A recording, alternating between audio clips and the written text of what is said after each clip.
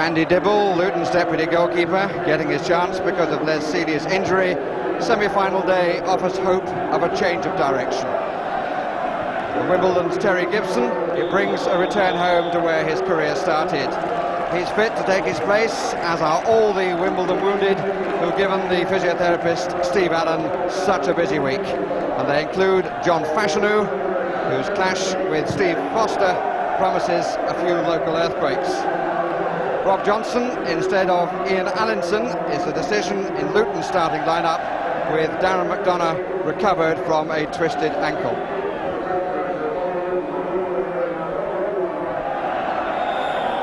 The unloved against the artificial is how some may see it. The other semi-final certainly, but it may perhaps produce a few surprises, both here and from the winners at Wembley. The first ball hoisted on the wind by Dave Besant. There isn't too much of a breeze, but he doesn't need it to get the length of the field with his clearances.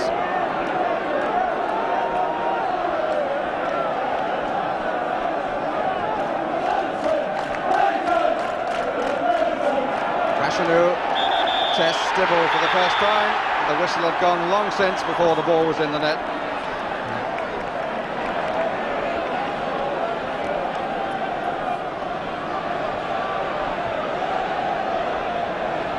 And the man in charge this afternoon is Keith Hackett from Sheffield.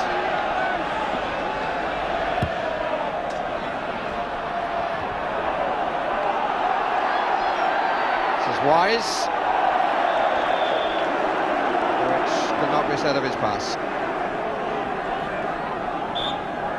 But the free kick has been given for the challenge.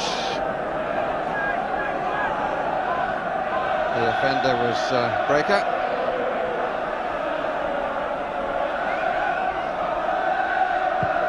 Andy Thorne, and Andy Dibble tries to get through the crowd. No whistle, and the ball dropped fairly kindly for Luton.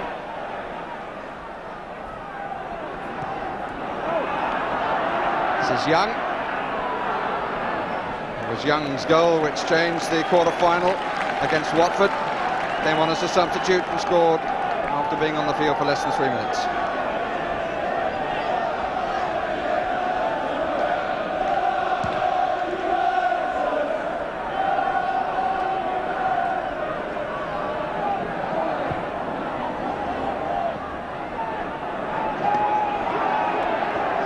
Bobbling around. The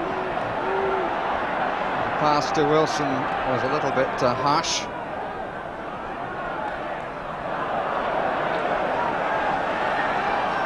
Tension showing, really. Everybody wants to do things far too quickly. Wimbledon playing their first ever FA Cup semi-final. Well, they played at Wembley and won the trophy, but that was the Amateur Cup.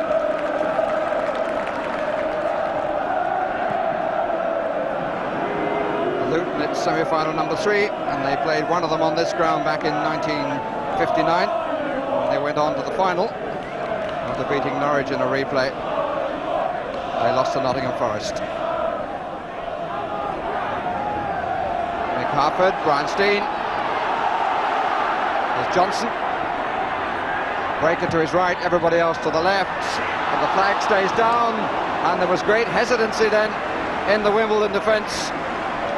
They looked daggers at the linesman. Johnson's first action, and according to the linesman, his cross was legitimate. Luton found themselves with 2 men in front of Besant.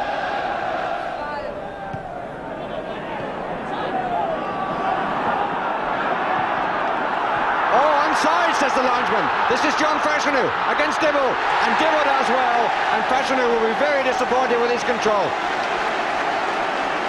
Nice touch, he gave a little pat to the goalkeeper, but that was a clean break. The flag stayed down, and Dibble timed his run out to perfection, and Fashanu helped him.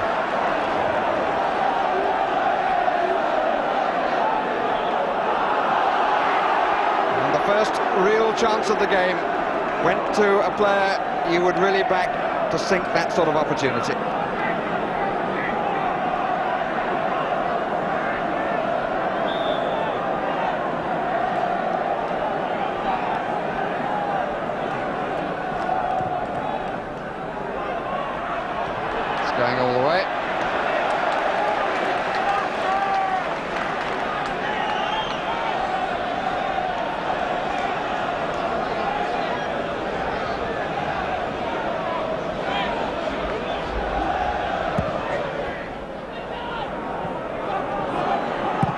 Terry Phelan. Chase for Gibson.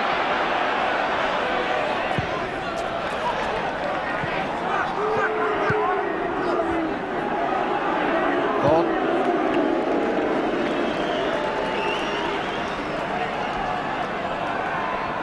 Mass of players again around the centre circle.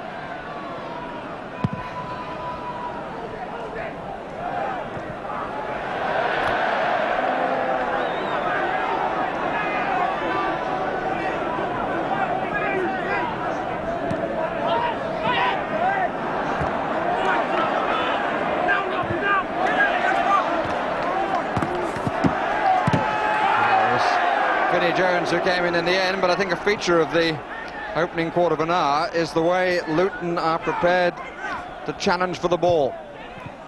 Their tackling has been every bit as strong and as determined as the opposition's.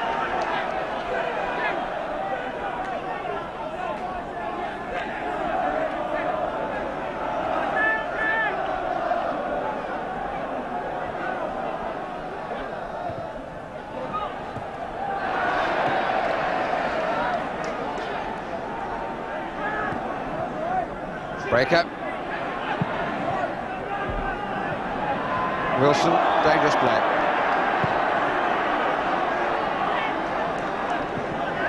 His foot caught John Scales just around the bridge of the nose.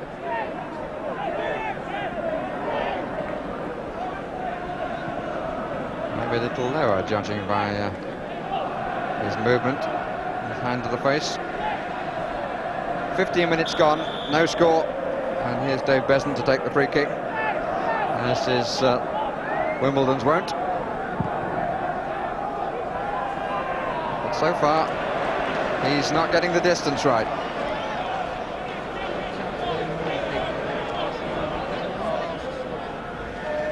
Absolutely no wind, but he still manages to get it too long.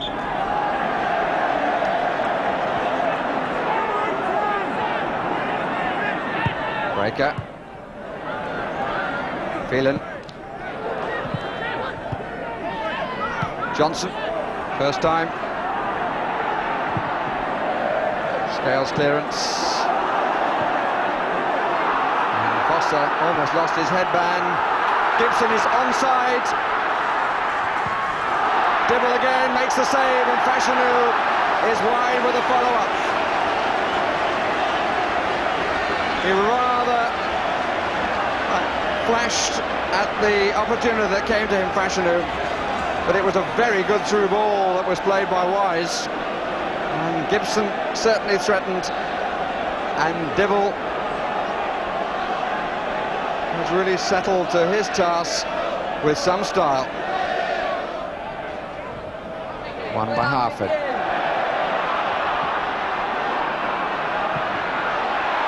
Onside again, Wise. Dibble again to the rescue.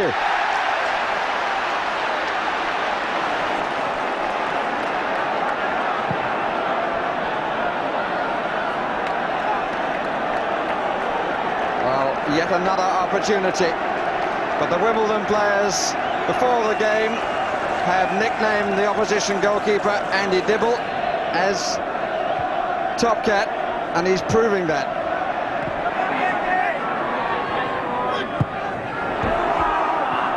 Sanchez needs to watch and didn't. Now this is Wilson, and that's a good save from Besant. Well, semi-finals are tense occasions, but there have been some gifts around. And players who didn't look, and again, the goalkeeper saved his defender.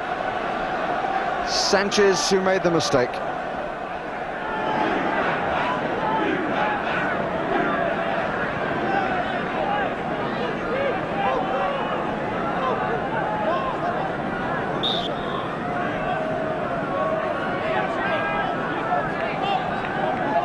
Free kick coming as we move into the last minutes of the first half.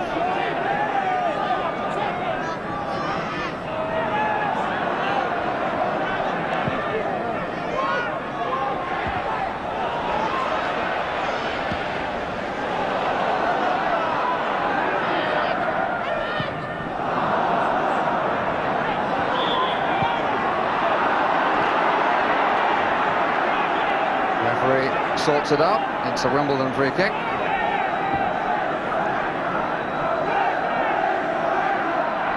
Mr. Hackett, like the referee of the other semi-final, George Courtney, a big man in every sense.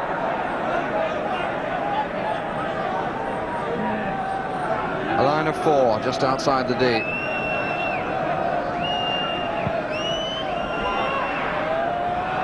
Haven't found Cork. I think they did just once from a free kick. He's usually the man they aim for. Hasn't been too much to justify a thumbs up.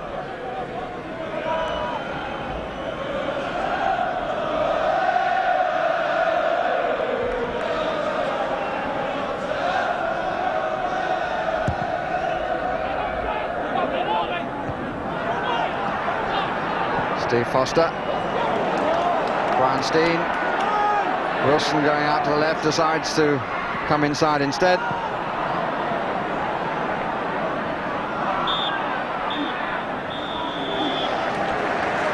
And the goalkeepers have certainly played their part well, particularly Andy Dibble, who rescued his side when it seemed that Wimbledon had to score with breakaways, and the one save that Besant had to make that really counted, keeping the score at 0-0. They used to say that semi-finals were boring games before last season. I'm afraid this one has rather reverted to type in quality of football. Steen brothers get us underway again. And John Fashanu immediately in the action.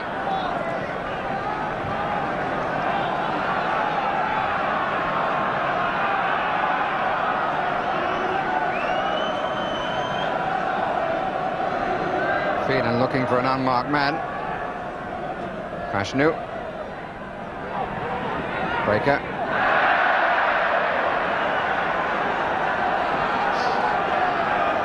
Offers an opportunity for a long throw. Jones has gone across. Young has come up. Sanchez there on the edge of the 18-yard area, and Young has gone all the way forward to the edge of the 6-yard area. And gets a bit of a touch.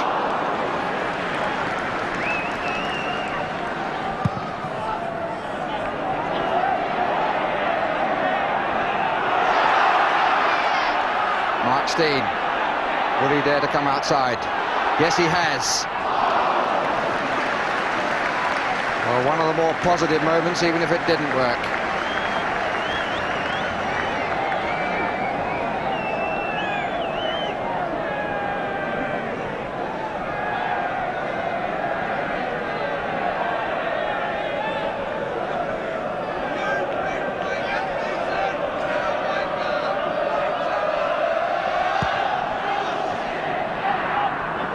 Johnson, Sanchez, Phelan, Wise.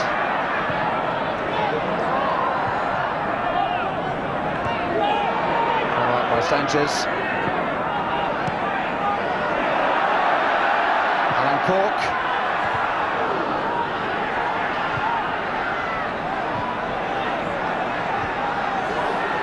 Foster. A back made. Free kick is Luton's way. Gets a fair amount of publicity, the captain of Luton, but the performance of the man at his side, Niall Donaghy, is always consistent.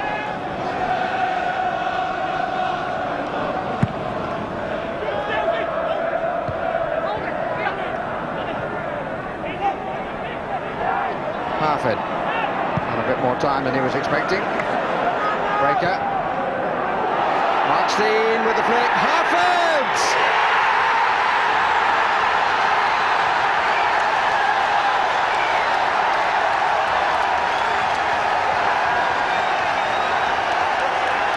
Goal number 21 of the season, and it brings tremendous celebration. Mark Steen with the flick. It didn't land too kindly for Harford, but he improvised. And within 2 minutes of the restart, Luton have the lead. Cork found on the deck.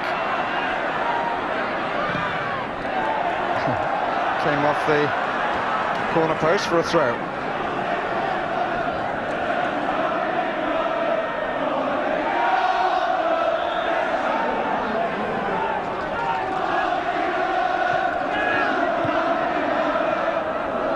Grimes. He thought he was going to play in the '83 Cup final against Brighton, but Ron Atkinson didn't pick him for Manchester United. Is he now going to get a chance to play there? Fashanu, Cork didn't make it. It was Breaker who got there first.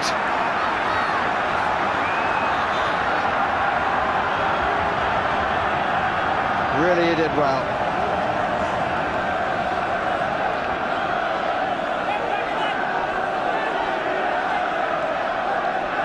Cork on the near post, Thorne further over. Young coming in, so is Fashanu, and Dibble drops it, and a penalty. It's quite right. Dibble certainly held the legs of Terry Gibson. Absolutely no doubt about it. Mr. Hackett, who was on the other side of the area, pointed immediately to the spot. And Andy Dibble has to add to his heroics. So John Fashanu with the chance for his 21st goal of the season to make it 1-1. And he takes it in such a simple fashion. All the applause is now at the other end of the ground.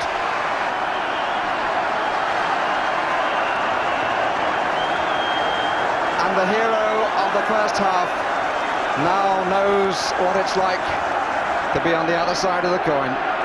55 minutes gone, and we're back to all square.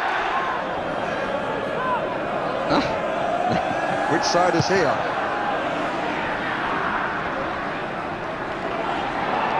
Brownstein. Contrast in the styles. Two teams trying to work the ball on the ground through the big fellas. Phelan. Fashanu.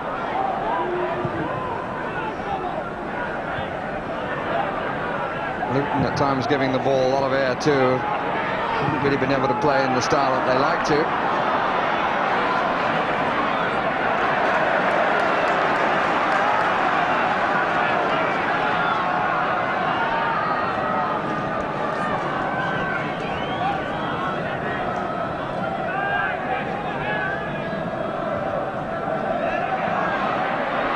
Sanchez. I think he may have used his hand taking the ball through.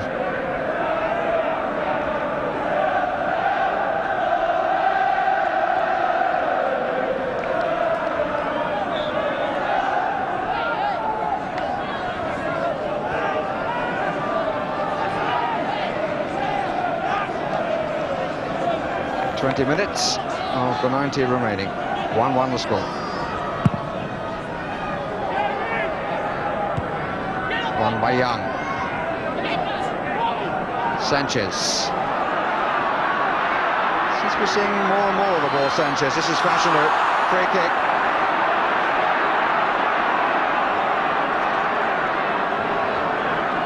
This make it a bit difficult for referees, to put it mildly.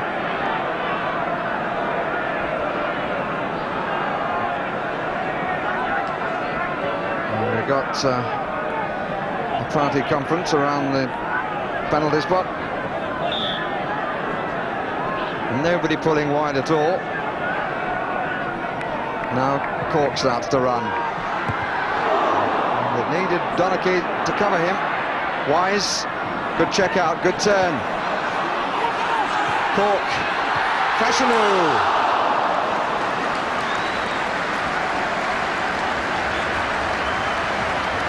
Alan Cork was a crucial factor in all that. He started it.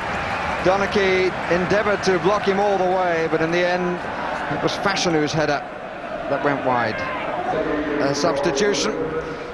Former Spurs player Terry Gibson comes off, and the former West Bromwich Albion, several others including Real Madrid player Laurie Cunningham, comes on. Well, this could be very interesting. Certainly onto the field has come a player of considerable skill, but would he have the time and room to use it?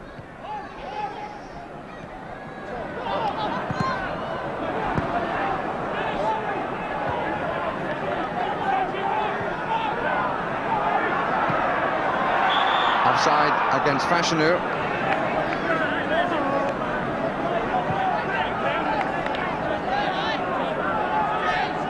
Cunningham came on with a little more than 11 minutes to go, but that of course is only to the end of 90. There is a half an hour extra time played if the score is still level at 90 minutes.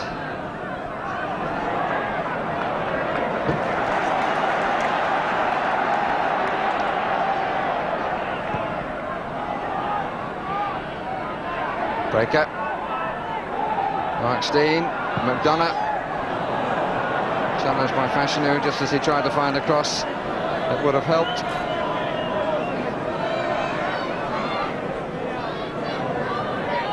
Cunningham has taken a central position, not the wide one of the days of the 3 degrees at the Hawthorns. Nickname given them by Ron Atkinson.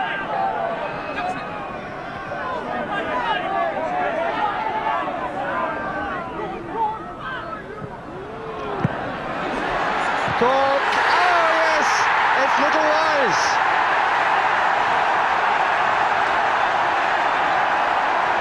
Came from nowhere as far as the Luton defence were concerned. Bobby Gould there to join in the congratulations, but probably trying to tell his players to calm down. This is not a time to let the fact that you're in the lead go to your head, and he knows that. 10 minutes, they're saying. We make it less than that, just a little bit. The goal coming in the 80th minute. Cork's cross, knocked in with 2 feet, in fact, I think, by Dennis Wise. Oh, the agony of the closing seconds. Danny Wilson.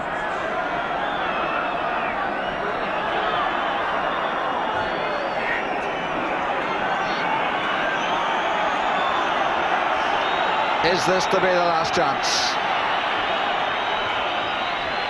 Fashanu helped out of the way by Breaker. Wilson takes it. Besant comes for it. Free kick. Seemed to me that he rather banged into Brian Steen rather than the other way round. But goalkeepers these days always get a free kick for things like that.